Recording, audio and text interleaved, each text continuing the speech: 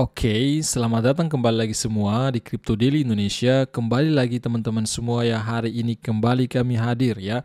Happy Monday ya, selamat berhari Senin, selamat berawal pekan kawan-kawan semua.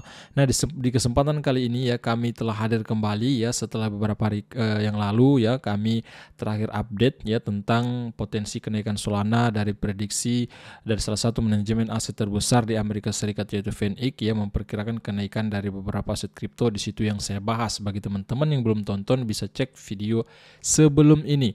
Nah, baik teman-teman semua, kembali di video kali ini saya akan sampaikan kepada Anda berita secara fundamental ya.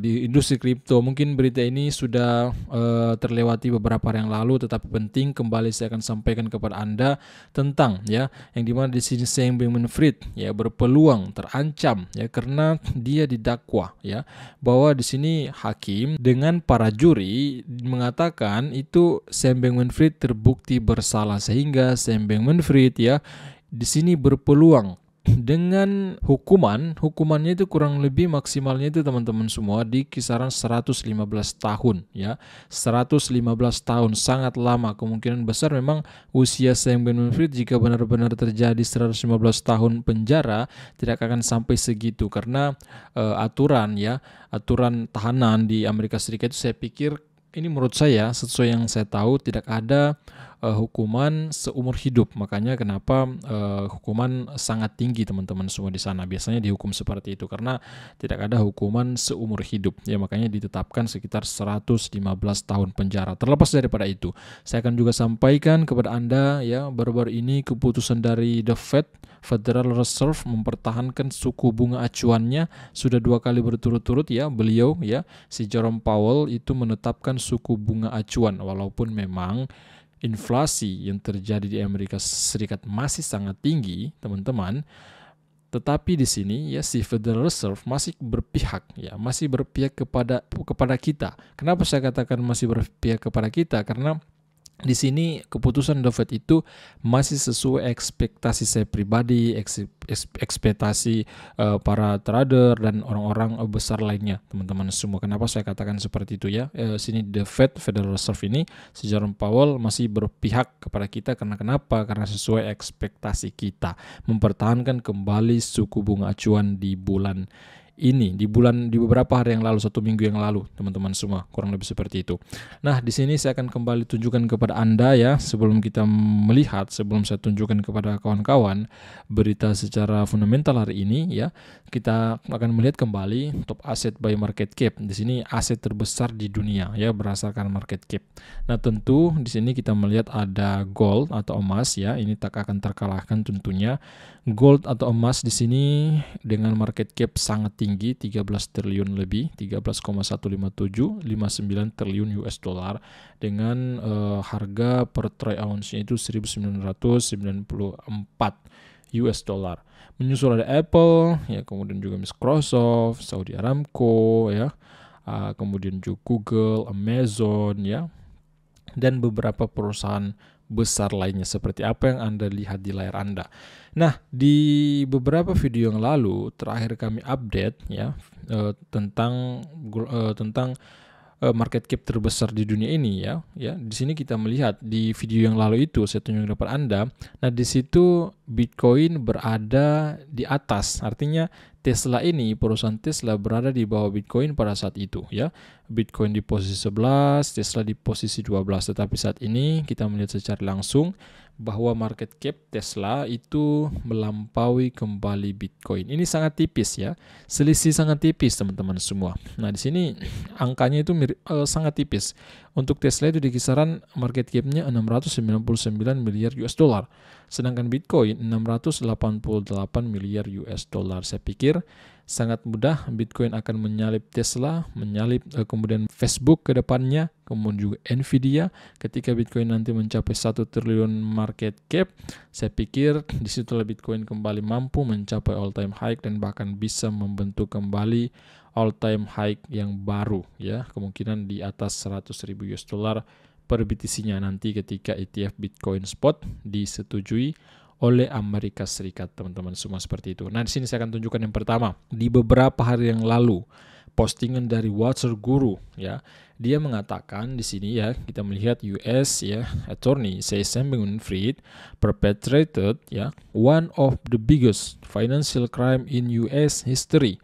Maksudnya di sini jaksa Amerika Serikat ini mengatakan bahwa Sam Bankman-Fried itu melakukan kejahatan keuangan terbesar ya, kejahatan keuangan terbesar di Amerika Serikat ya, karena dia melakukan kecurangan terbesar di exchange-nya, yaitu di FTX pada saat itu teman-teman semua ya, menyalahgunakan dana nasabah, mencuri dana nasabah, melakukan trading dana nasabah di Alameda Research ya, sehingga ketika mereka loss maka rugilah mereka, yang kemudian ditambah lagi kepanikan yang muncul ya, sehingga orang-orang secara keseluruhan, secara bersamaan melakukan penarikan, sedangkan FTX pada saat itu tidak memiliki dana yang liquid untuk dicairkan. Makanya kenapa mereka collapse, mereka bangkrut, teman-teman. Nah, di sini langsung saya tunjukkan ya. Yang pertama saya tunjukkan dulu dari Sam Bankman-Fried-nya bahwa Sam Bankman-Fried dinyatakan bersalah atas semua tuduhan.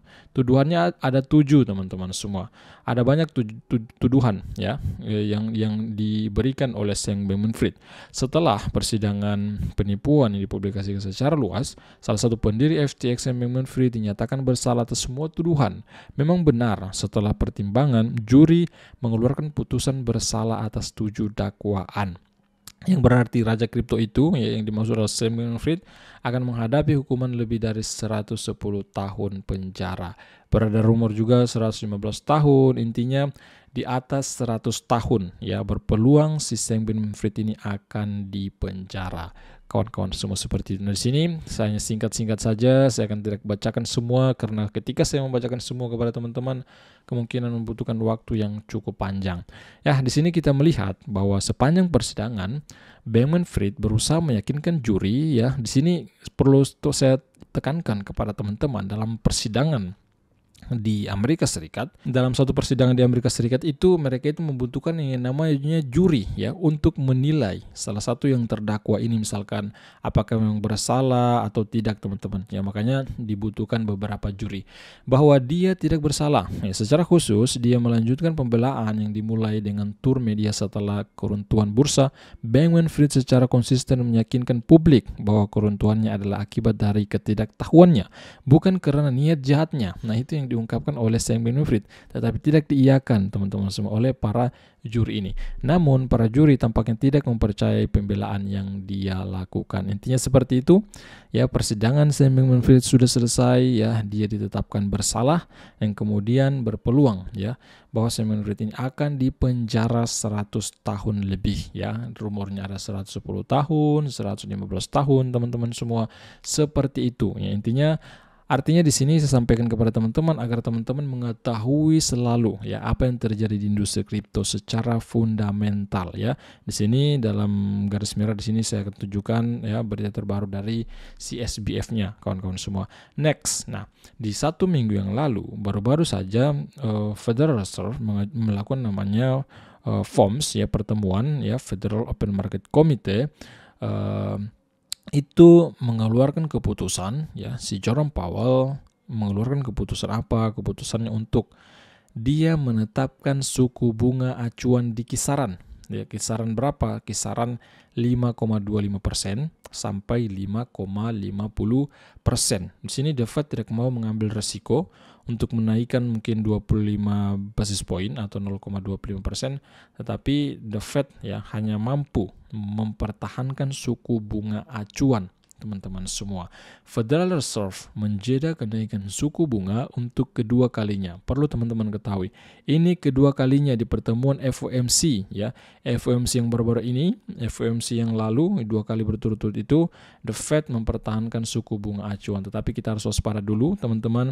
Jangan sampai di akhir tahun 2023 ini Federal Reserve masih menaikkan di 0,25% atau 25 basis point. Tentunya akan ada aksi ya. Aksi daripada harga Bitcoin fluktuatif akan terjadi ketika nanti ke depan ini pertemuan FOMC berikutnya Federal Reserve menaikkan suku bunga acuan. Federal Reserve telah memutuskan untuk menghentikan kenaikan suku bunga untuk pertemuan kedua berturut-turut.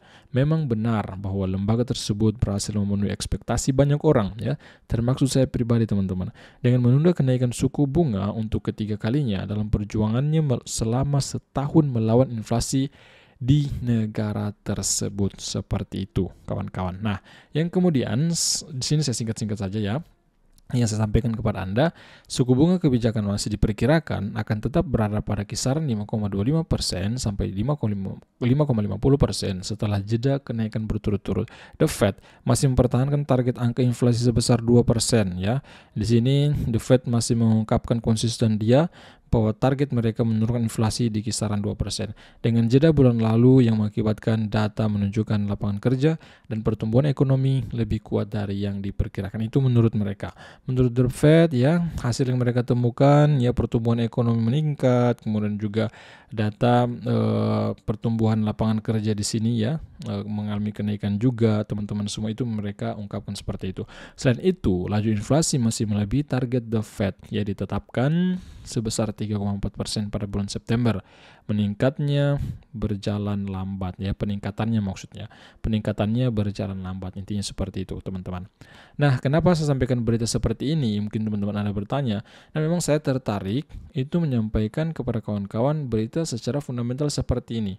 Ya, untuk secara teknikal kadang-kadang juga ada video saya itu sampaikan secara teknikal, peluang apakah memang akan breakout, akan breakdown teman-teman semua, apakah memang sudah mencapai resisten di titik mana ya, kemudian juga mencapai support di area mana. Kadang juga saya menyampaikan, tapi di video kali ini saya ingin sampaikan berita secara fundamental. Mohon maaf teman-teman ya jika ada kesalahan yang saya sampaikan.